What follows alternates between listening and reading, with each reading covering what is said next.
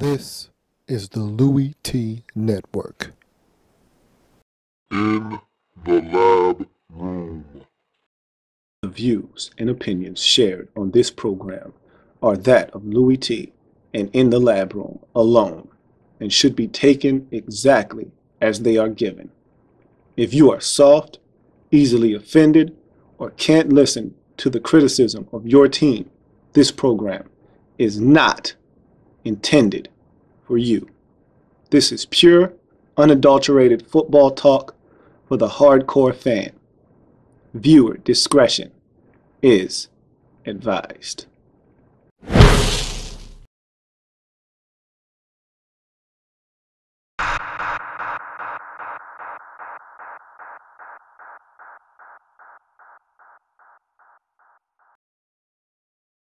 Welcome, you are in the lab room.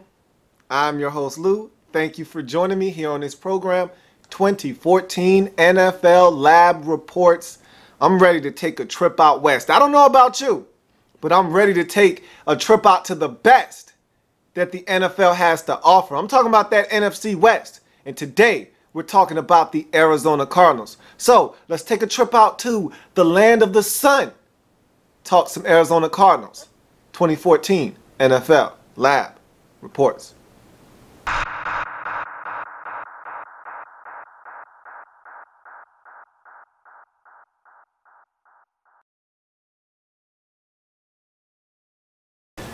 Strengths for this Arizona Cardinals football team. Here's a team last year that I vouched for vigorously to make it to the postseason. Now, I'll tell you in a second why they didn't make it, and rightfully so. They did some things last year that put them in a position to not make the postseason, and I'll talk about them here in a second. But for all of the things that they didn't do right, this team was defensively strong last season. And if for no other reason, they should have made the postseason because of their defense. And that is the strength of this Arizona Cardinals football team, is their defense. They were good in so many facets of the game defensively. It's not even funny. And being in that division that they're in, you gotta be tough. And this was a tough Arizona Cardinals football team from a defensive standpoint. And at the rate Carson Palmer was turning over that football last year, and we'll talk about that here in a second, this defense had to stand up so many times because that offense put them in precarious situations, and they stood up time and time again. Let's talk about this Arizona Cardinals defense and why it is a huge strength for this football team. First thing that jumps off the page is 20 points, 20.2 to be exact, points per game given up. That is very good in this league. Anytime you're hovering around 20, you're going to give yourself a chance to win.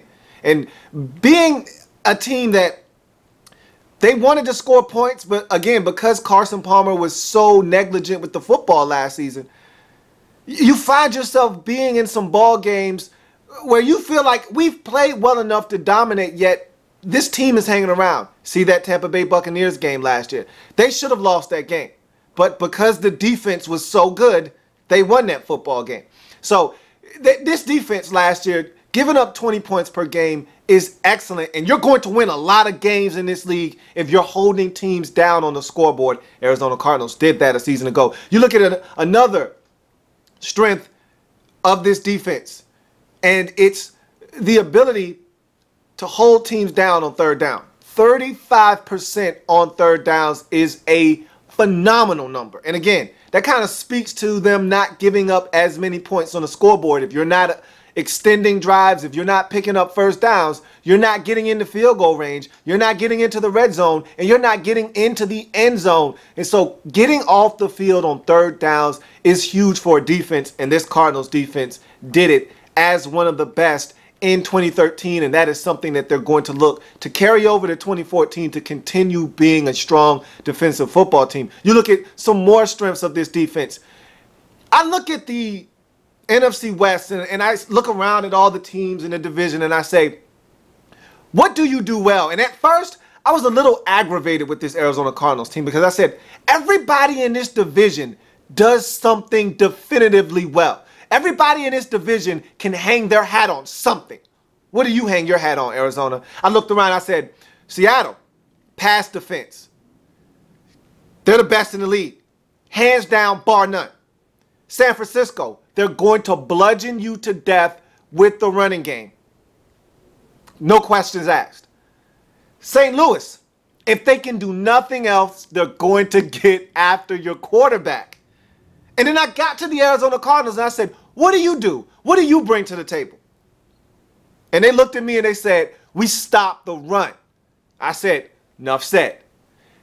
Best rush defense in the league last season.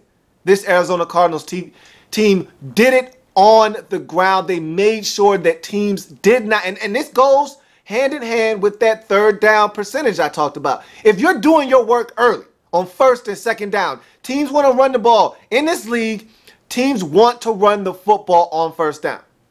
If they don't run it on first down and they take to the air and they don't get a completion, then they're going to run it on second down, most likely, because they don't want to end up in 3rd and 10. You have an incompletion on first down and on second down. Now you're in 3rd and long. If you run it on second down after not completing it, say you only pick up 3 yards, it's 3rd and 7. That's better than 3rd and 10. So the Arizona Cardinals did their work early. They stopped the run on first and second down and forced teams to be in 3rd and long situations and got off of the field. And so being able to call yourself the best at stopping the run is a huge accomplishment. This Arizona Cardinals team, they only gave up 5 touchdowns on the ground. They gave up the least amount of yards per game on the ground, and they gave up the least amount of yards total for the entire season, and they only gave up 3.6 yards per carry. That's what I'm talking about right there. That's what I'm talking about, Arizona. That's how you get it done. That's how you distinguish yourself in a division where defense is king. And so this Arizona Cardinals defense is among the best in the league. And there's something else that they did really well. And I want to separate this from the defense. Even though this is still a defensive category, I want to separate it. And it's pick and run. Here's a defense that last season picked off opposing quarterbacks 20 times. And of those 20 picks, 4 of them, which was good enough for 2nd in the league, 4 of them went to the crib. So not only are they picking, but they running. They picking and running. And there's nothing better than getting points off, and I call them cheap points. Freebies. Who doesn't like free? You can't beat free, man. Who doesn't like free? I like cheap stuff. I like free stuff. When you put them together, it's a match made in heaven. What's cheaper than free? 4 defensive touchdowns via interceptions and another one off of a scoop and score. So this team put points on the scoreboard, not only via the offense, but on the defensive side of football. This was a dominating defense a season ago. And I've got questions about this defense now. We'll talk about them a little bit later on. But, man, they were good last year, and they're hoping to be even better in 2014. You go from the strength of this team in Arizona to the weaknesses of the Arizona Cardinals.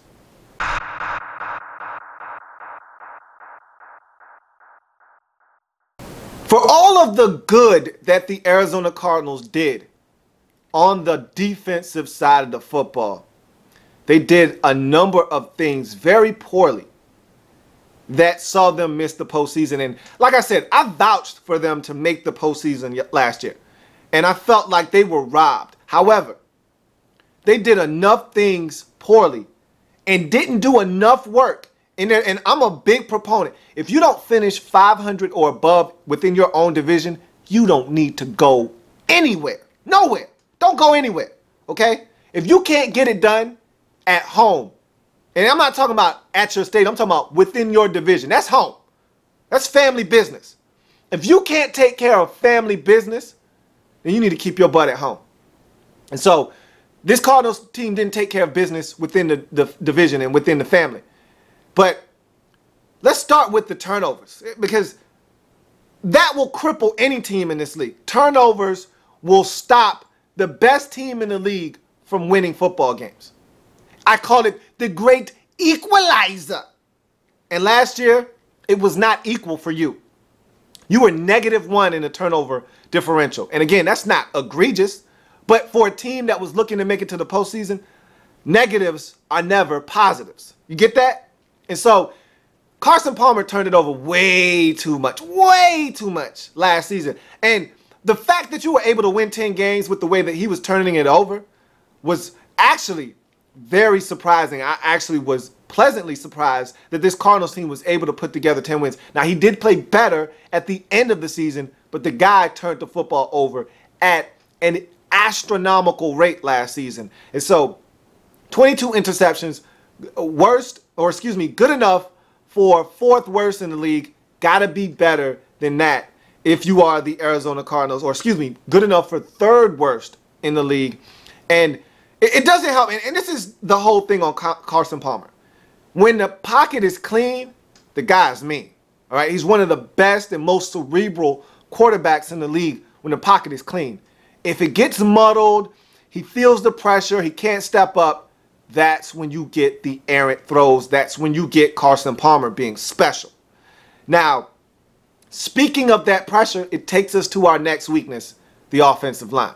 Now, this offensive line struggled mightily last season, and it's no secret in Arizona. They've been looking for the right combination of offensive linemen for about the last 3 or 4 seasons strong.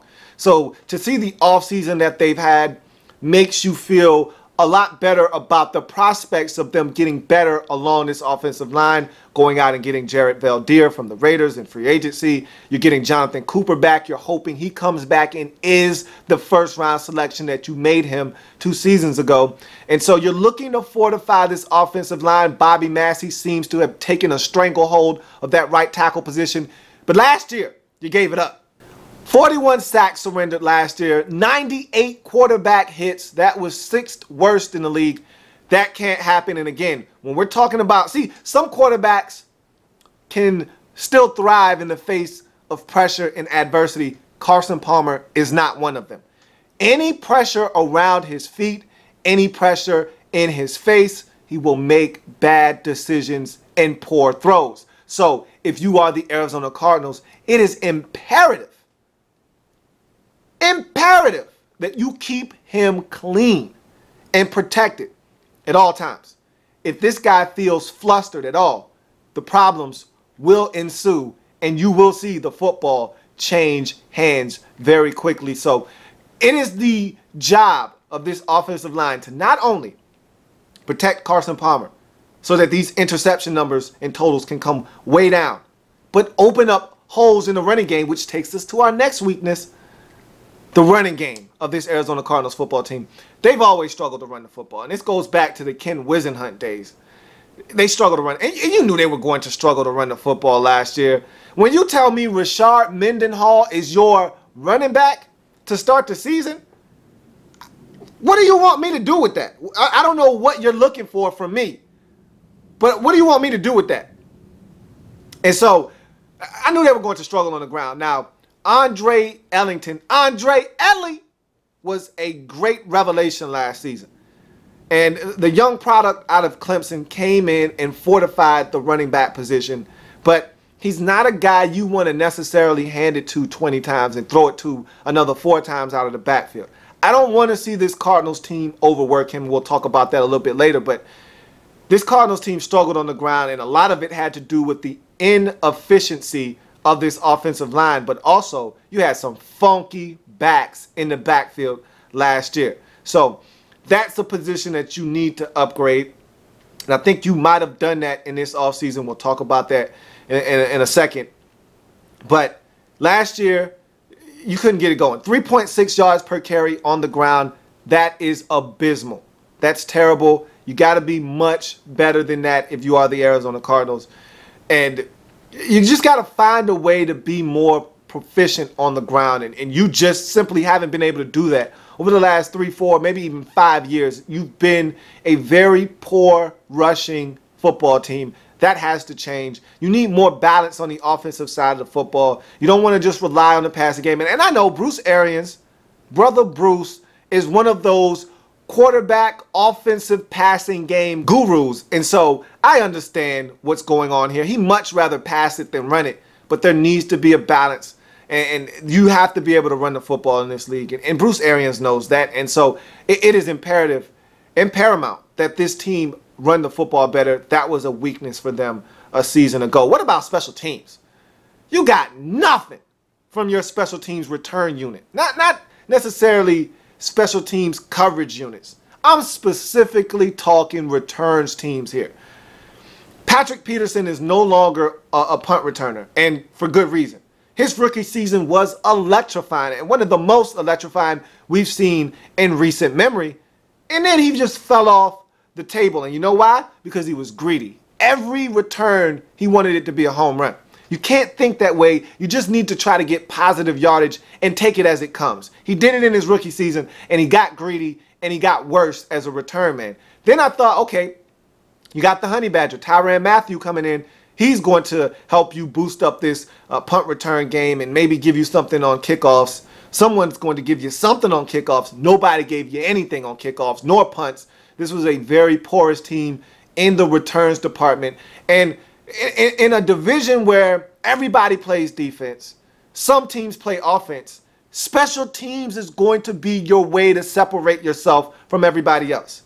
Nobody in your division has an elite special teams unit. The Rams are the closest thing, then the Seattle Seahawks. The 49ers don't do much on special teams, and neither do you. That's your way of getting an extra win or two in a division.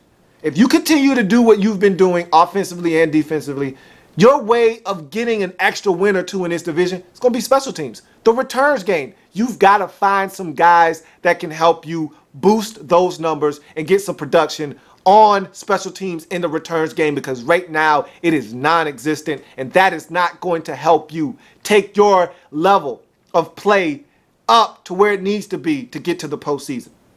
So those, along with defensive penalties, are your weaknesses for this Arizona Cardinals team. 111 defensive penalties isn't going to cut it. That was the third most in the league. Now, the amount of yardage stemming from those penalties was not egregious at all. However, 111 penalties defensively isn't a great number. It's going to get you into trouble because, as we know, most defensive penalties in the National Football League carry an automatic first down along with them. With the exception of offsides and encroachment, things of that nature, everything else carries an automatic first down. Holding, illegal contact, hands to the face, personal foul, pass interference, you name it, it's a first down. Whether it's 5 yards or not, it's still a first down. So even though the yardage isn't egregious, even though you're not having 47-yard pass interferences down the field very often, that's just as bad as a 5-yard illegal contact on 3rd and 17. Now, look, it may not give a team 50 yards in field position and put them in field goal range, but if it's 3rd and 17 and you pick up a holding penalty, you give up an automatic first down. It may only be 5 yards, but it's a first down nonetheless. Keeps the drive going, and it might end up resulting in points. So you got to stop with the penalties. That's another place you can kind of shore up some things and kind of cut down that deficit between you and the rest of the teams in your division. So you look at all those weaknesses and you say to yourself, if the Arizona Cardinals can clean 2 or 3 of those up, in addition to keeping all of the things they had going in 2013, why can't this team win 11 games and get to the postseason? I give you the Scooby-Doo.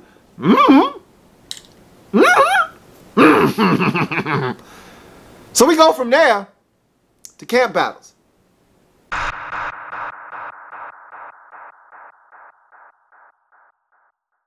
As you see behind me, I have my big board, and I'm going to use it to break down these camp battles as well as the experiment. And so this board doesn't have a lot on it on this side in terms of camp battles. And if it isn't broken, why fix it? And so there's not a lot to discuss here, but there are a few nuggets. Let's jump into them. Backup running back. I've already talked about Andre Ellington, and I'll talk about him a little bit later on. But he's the clear-cut number one. He's the guy that's going to see the football the most at the running back position in 2014, barring injury. Behind him, though, is a huge question mark. And it's funny because I've had Arizona Cardinals fans tell me for a very long time that Stephon Taylor is the guy that they want to see get the football a little bit more in this offense. And I said, okay, I guess I'll understand that. I guess I'll take a look at the kid and see what he has. I saw him at Stanford. I wasn't impressed. So I saw him in preseason game number 1. And the Cardinals basically dominated in every facet of the game against the Houston Texans. And one of the sore spots in that game, probably the most disappointing player in that entire football game, maybe outside of tight end Darren Fells, was Stephon Taylor. I think they can both share the piss cup for the poorest performance in that game. Stephon Taylor, somebody needs to tell the young fella that, first of all, you're not fast at all, okay? So bouncing runs to the outside, probably not the smartest thing for you to do in the world. It may look like it's clear out there. It may look like it's open. You're not fast enough to take advantage of that. How about you lower your shoulder, put your head down, and get your 3 yards up the middle, which is where the run was supposed to go in the first place. He took too many opportunities to go outside, stretch plays out, and the defense caught up with him. And I think he had like 5 or 6 carries for 5 or 6 yards. It was pathetic. It was a bad performance. And I'm going to tell you right now, there's a running back competition between Stephon Taylor and Jonathan Dwyer for that backup running. And I like Jonathan Dwyer.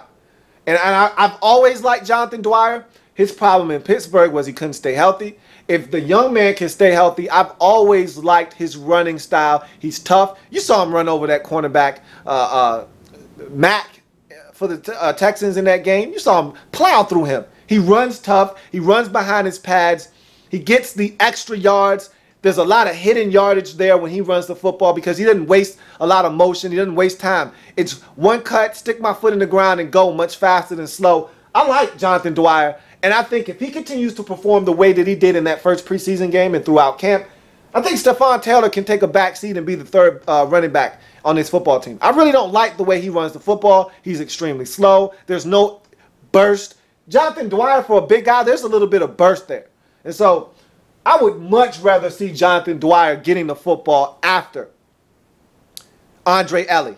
But I've seen the Cardinals be bullheaded before and force a running back upon me and the rest of the Arizona Cardinal faithful and force us to watch guys that stink at running the football for an entire year. So it wouldn't surprise me if Bruce Arians was being bullheaded and didn't want to give Jonathan Dwyer the opportunity to run the football and instead elected to give it to Stephon Taylor and watch him regurgitate all over himself for 16 weeks. Wouldn't surprise me one iota. But if you ask me, Jonathan Dwyer is the better of the two backs, and he should be getting the second team reps at the running back position. You go on the tight end, and there's really not a lot to talk about here.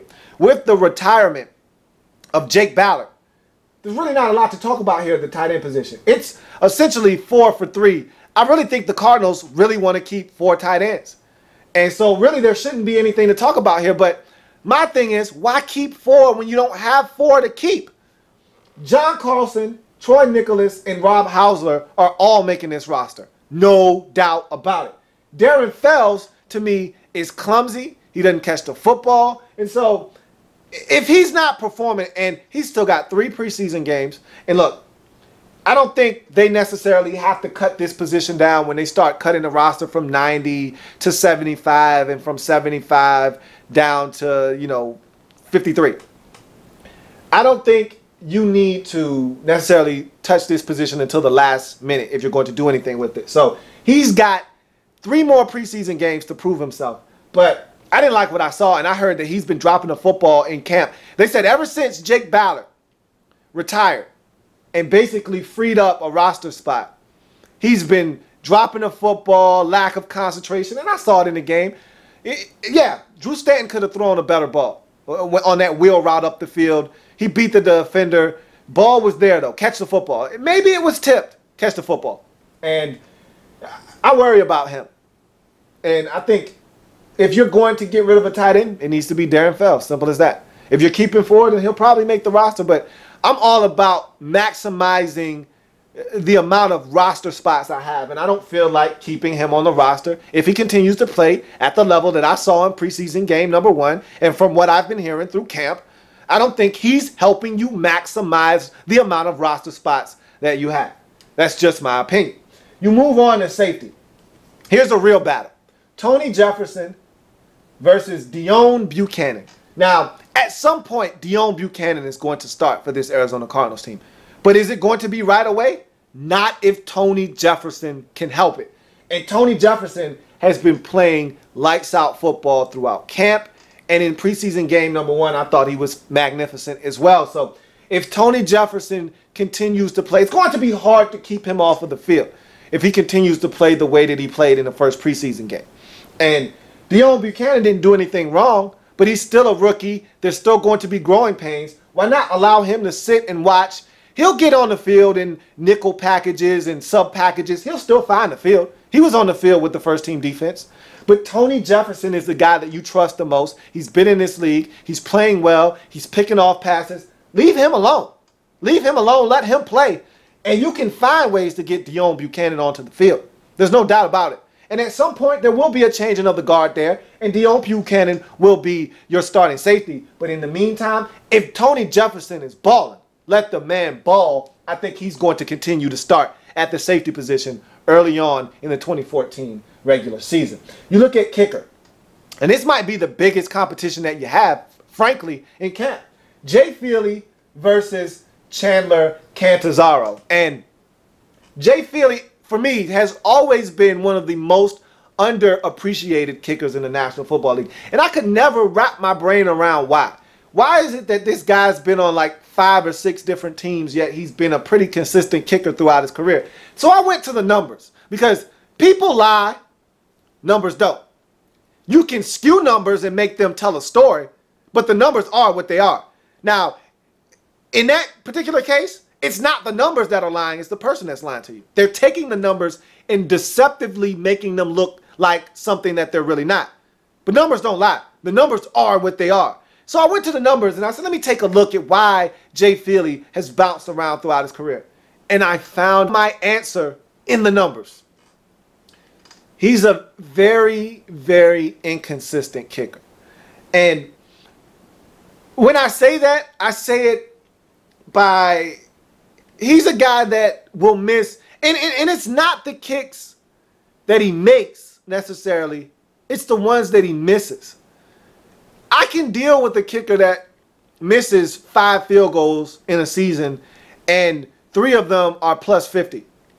It happens. Those are far kicks. You want your kicker to make them, but it happens. That's not Jay Feely's problem. His problem is he'll make the 54-yard field goal, but he'll miss one from 31. He'll make a 49-yarder, but miss one from 37. You can't do that. And that's what he did last season. He missed easy field goals last year. That's unacceptable. If I send my field goal kicker on the field to attempt the 32-yard field goal, I should be able to close my eyes and listen to the roar of the crowd as the football goes through the uprights. When I send a field goal kicker onto the field, if the protection is right, nobody blocks the kick, and it's a 34-yard attempt, I'm turning around and I'm talking to the defense, I'm talking to the offense about what they didn't do to finish that drive off, or I'm talking to the defense about what they need to do to get the football back to the offense. Because that's supposed to be money in the bank. And with Jay Feely, it's not always the case. You got to stick around and watch to make sure that he doesn't push it. And so that's frustrating. And because you're in a division where you might have to win a game 16-13 off of 3 field goals and 1 touchdown, go see that Seattle Seahawks game last year in Seattle. The only team in the league to beat the Seattle Seahawks in Seattle in the last 2 years. Go see that game. Field goals were imperative. Got to make them. And so Chandler Catanzaro has a shot. And he performed well in preseason game number 1. He's got a stronger leg. And he's younger. Jay Feely's been around the block quite a few times. If this kid performs the way that he did in preseason game number 1, now again, he didn't kick a field goal over 40 yards in the first preseason game. So you take his performance in preseason game number 1 with a grain of salt. You still want to see the kid with some pressure on him. You'd love to see him have to kick, a field goal to win a game. You'd love to see him have to kick one from 51 yards out. You'd love to see him maybe have a 53-yard attempt and see what he does with those. But all in all, he performed well. All you can do is go out and make the field goals that they ask you to kick, and that's what he did in the first preseason game. He has to continue to do that, and he has a legitimate shot of winning that competition. I expect him to win it unless he throws up all over himself. If he does that, then you'll just hold on to Jay Feely. But if he goes out and continues to kick it deep on kickoffs and has the hang time on the kickoffs like he did in preseason game number 1 against Houston and makes his field goals, this kid is going to win this roster battle. And so you move on from camp battles for the Arizona Cardinals to the experiment. And I have titled this experiment A Full Deck of Cards.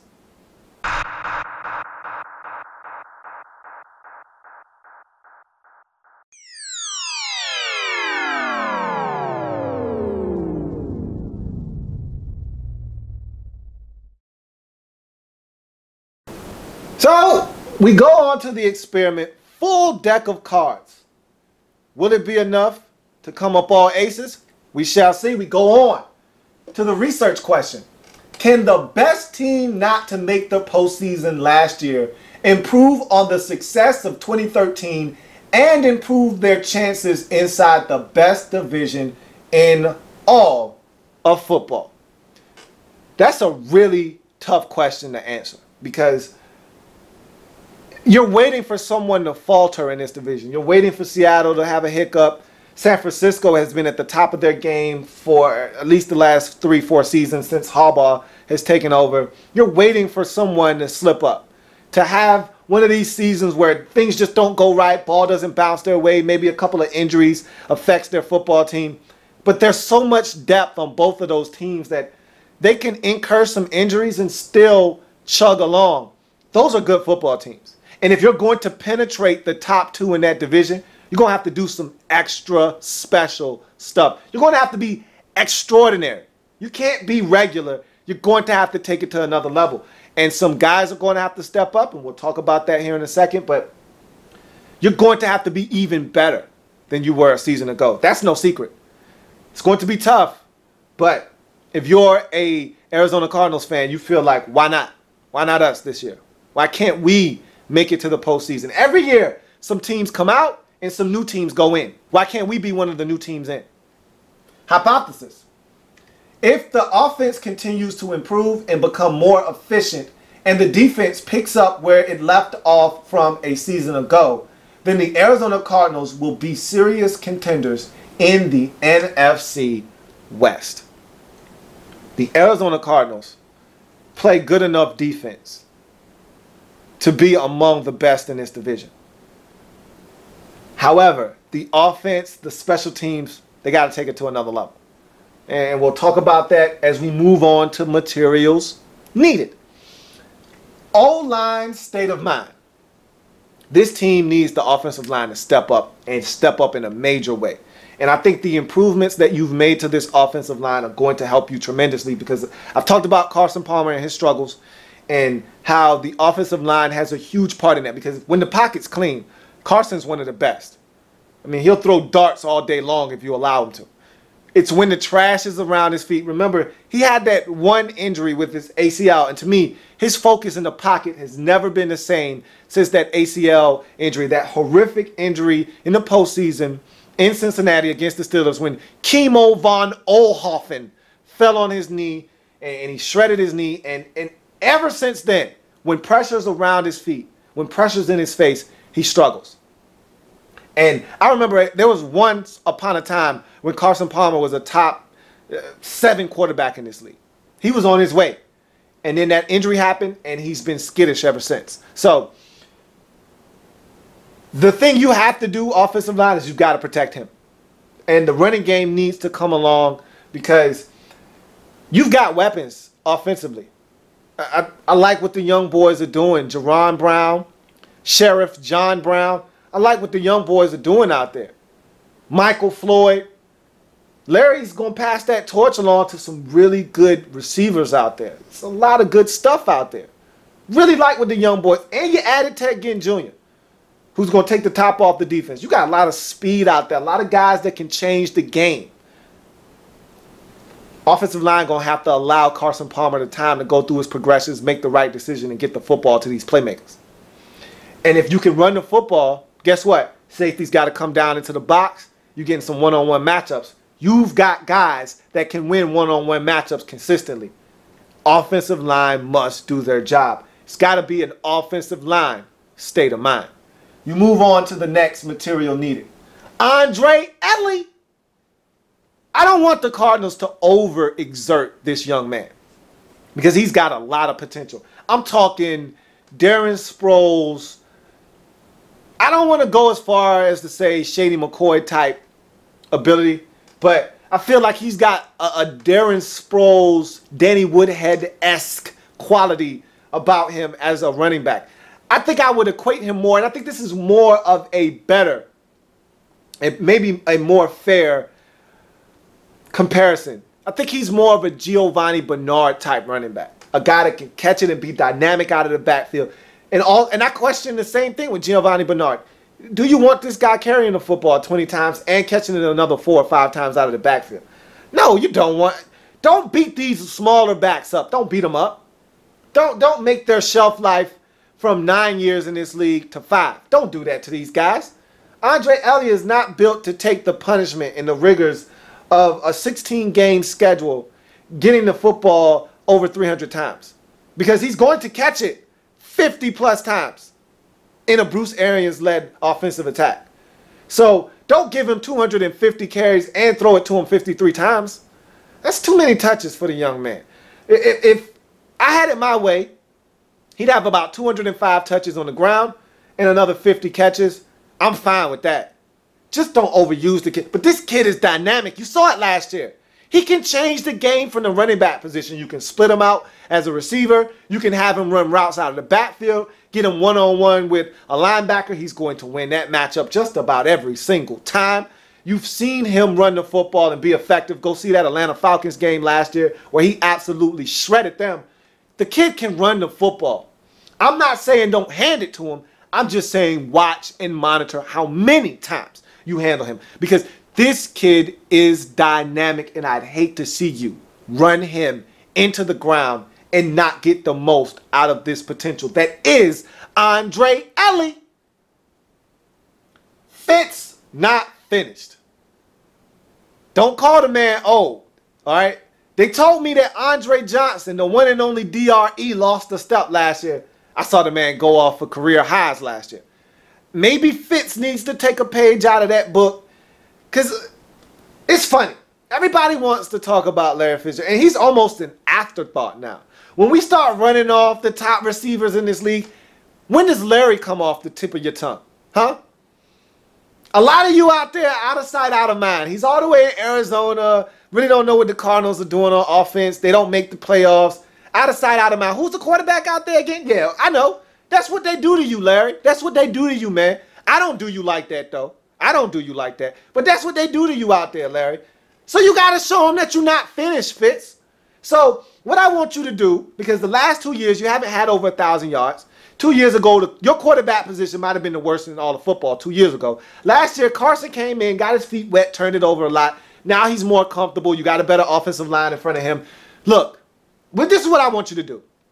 I want you to go out and drop about 12 stacks on their head this year. 1,200, 1,300 for about 80, 85 catches and about 9 or 10 touchdowns. That's what I'm looking for from you this year. Matter of fact, you had 10 last year.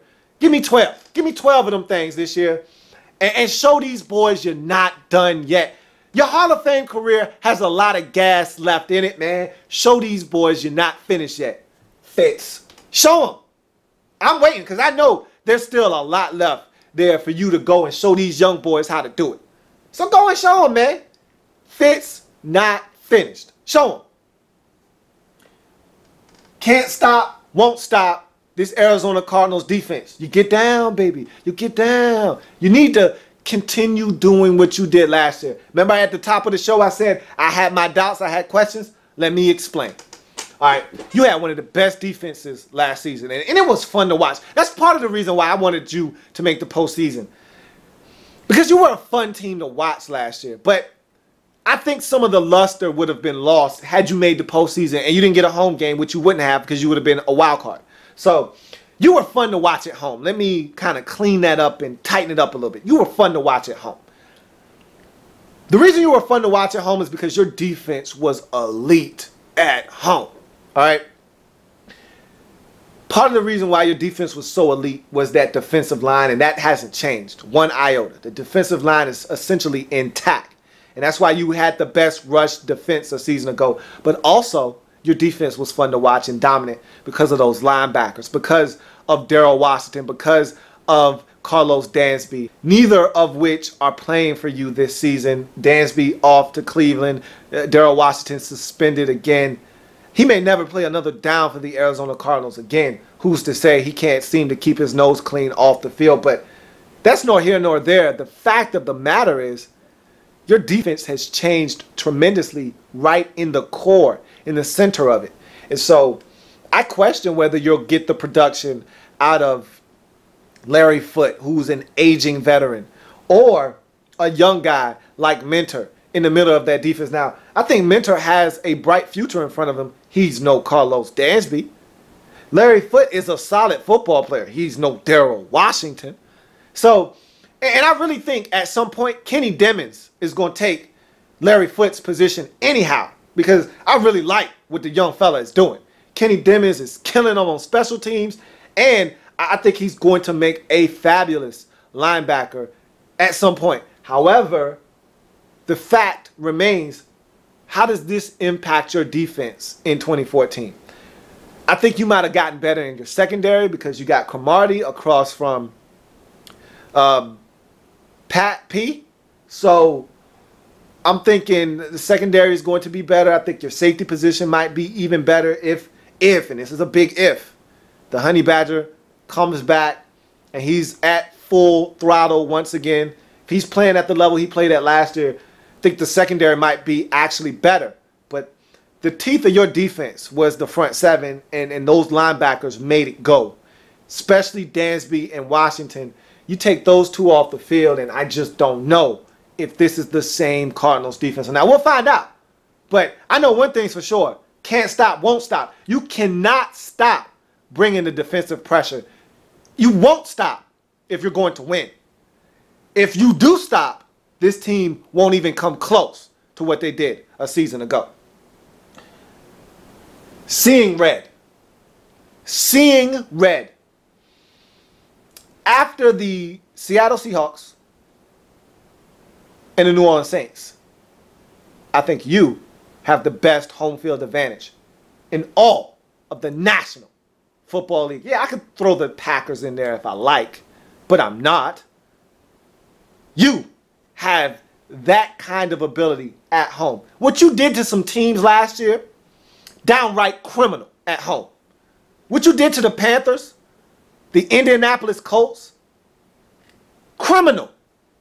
Criminal what you did to some teams at home last year. Disassembled some teams. Some really good football teams too. I mean, some postseason teams. So what I'm looking for from you is to continue seeing red at home.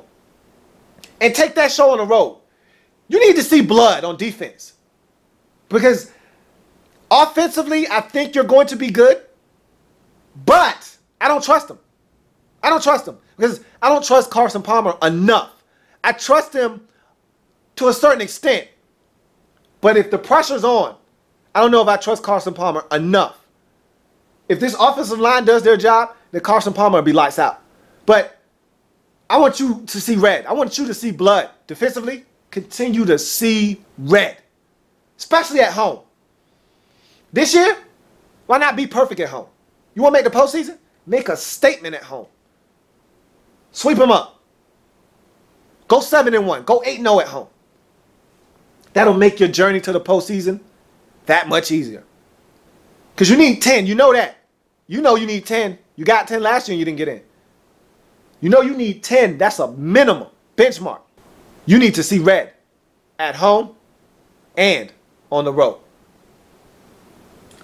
Independent variable. offensive line and defense. I talked about the offensive line needing to be better. I'm not going to harp on it anymore. If they protect Carson Palmer, if they open up lanes for the running backs, this team is going to be dynamic on offense. And the defense, you've got to be the catalyst of this football team. This team is only going to go as far as you take them because of the division that you play in. If you played in the NFC North or you played in the NFC East, your defense would be the best in your division. But because you play in the NFC West, it's not. So you've got to take your defense to another level, contain some of these offenses, and your offense has to step up. But the defense is going to be the catalyst and take you where you want to go. The dependent variable is Carson Palmer. He's dependent on the offensive line. If they get it done and he's able to perform at a high level, sky's the limit for this football team. End of discussion. The constant is Larry Fitzgerald. Fitz is a one-of-a-kind professional. And I think in the National Football League, in every generation, there's a guy that just defines how you are supposed to do things in the National Football League. He's a model citizen. He's the guy that you want everybody else to be like at that position or in general in the league. You wish everybody had that same temperament. I think the generation before, it was Barry Sanders. He'd scored a touchdown, hand the ball to the official, act like he'd been there before. And I'm not one of these guys that, oh, act like you've been there before and don't celebrate. I'm the actual direct opposite. I want to see guys have fun and celebrate. I enjoy that. To me, that's a part of the game. That's part of the showmanship that is supposed to be the NFL, but they've turned into the NFL no fun league of late. But I get it. You know, they've got a lot of little kids watching, and you know, their kids are very impressionable, and they see guys doing this and that on the field, and they want to do the same thing. So they're trying to clean that up. But Larry Fitzgerald reminds me a lot of Barry Sanders. He's this generation's Barry Sanders, a guy that scores a touchdown, flips the football to the official, goes about his business. He actually sprints back to the sideline. You know, he's a very, that is what makes him different, because his play on the field also separates him from the group as well. And we know he's a Hall of Fame football player. And when it's all said and done, he will go down as one of the greatest receivers in NFL history. And I think there's a lot left to write in his book. There's a few chapters left that have been unpenned. And he needs to finish his career strong. Just to put an exclamation point for those who think that he's washed up, those who think there's not a lot left in the tank. I think there's plenty of football left. Just imagine if he would have had a consistent quarterback for his entire career. Can you imagine if Kurt Warner was his quarterback for 10 years of his career? Could you imagine the numbers this guy would have posted? Go look at the Kurt Warner years. Go look at his numbers in the Kurt Warner years. Tell me that this guy probably wouldn't have shattered records in the NFL had he not just had consistent quarterback play. It was funny. I watched a program with Larry Fitzgerald about 3 years ago, 2-3 years ago, and they asked him, how many quarterbacks have you had? And I sat there and I was in amazement as he ran off a list of the most obscure quarterbacks you've ever heard in your life. And he remembered just about every single one of them, and it had to be at least 12 or 13. And I'm like, and to me, you know, I'm a guy, I read between the lines. I look at something or I listen to a comment, and I actually probe it, and I take different things from it than maybe you would. And what that comment said to me was, he understands that his career would be totally different if he had better quarterbacks. He understands that I should be held in higher regard in this league, but I'm not because of my situation. Guys don't remember every quarterback that they've played with just for the sake of remembering every quarterback, especially when it's been that many. He remembers it because it's a problem. It's a sore topic. He knows that's the reason why he's not the best ever. Because you put him up, his measurables, his ability, his temperament. You put all of those things up against the best in the league, the best ever to do it, he's right up there at the top. And you can say what you want about the Arizona Cardinals and their franchise and some of the things that have happened over the last 10 years. One thing's not up for debate, and that's Larry Fitzgerald being one of the best. And so he's a constant in Arizona. So you go on to the conclusion for the Arizona Cardinals. What does this all mean for the Arizona Cardinals? What this means is that this is a good football team with a lot of pieces to get to where they want to go. The problem is you play a tough schedule because of the division that you're in. You play a lot of games that are winnable, but for me, this is what it all boils down to. I can sit here and talk to you about this, that, and the third. To me, this is what it all boils down to. You want to know why you didn't make the postseason last year? I could talk to you about Carson Palmer struggling, throwing interceptions. I could talk to you about not being able to run the football. I could talk to you about a number of things. You know, when it's all said and done, the meat and potatoes of things, the reason you didn't make the postseason last year is the reason why you're not going to make the postseason this year. Not taking care of family business. And that's what it's all going to boil down to. Last year, you were 2-4 in your division. San Francisco swept you. Seattle got you once. St. Louis got you once. That's not good enough. Point blank. It's not good enough. You know what you're going to be this year? 2-4 in the division. You know who you're going to lose to again? San Francisco going to sweep you. Seattle going to get you once. St. Louis going to get you once. Until that changes, until you can beat San Francisco is who you got to beat. Forget about Seattle. You can beat Seattle. San Francisco is who you got a problem with. And until you conquer and overcome that problem, until the 49ers are no longer the bully in your eyes, you won't make the postseason. Simple as that. I got you at 9-7, 2-4 in your division. 9-7. You can win 10 games. 10 games wasn't good enough last year. What makes you think it's going to be good enough this year? I don't know. Maybe it's good enough this year. But I don't have you getting to 10-6. The only way you get to 10-6 is if you beat a team that I don't have you beaten, which could happen. But more importantly, you need to win within the division. You don't take care of family business. Forget about all the other stuff. It doesn't matter. To me, it's a must. It's a prerequisite to making it to the postseason that you take care of business within the division. You don't handle family business. I don't have any. None. I don't have any sympathy for you when you don't make it to the postseason. None. Because you didn't take care of business first and foremost within the division. And that's the problem I got with the Cardinals right now. I know your division is tough. I don't care. Beat San Francisco once. Just beat everybody one time. And I think you get in.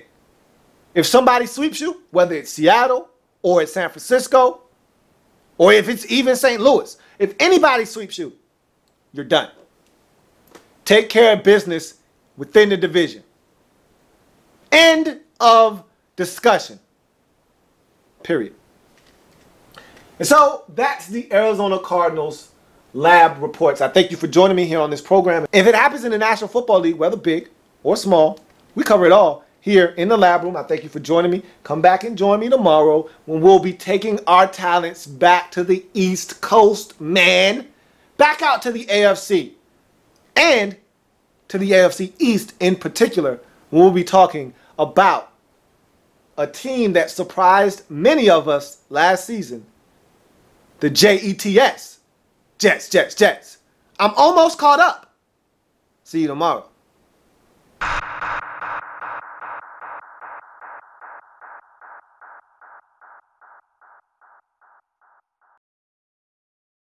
Like the content? Want more? Sub up.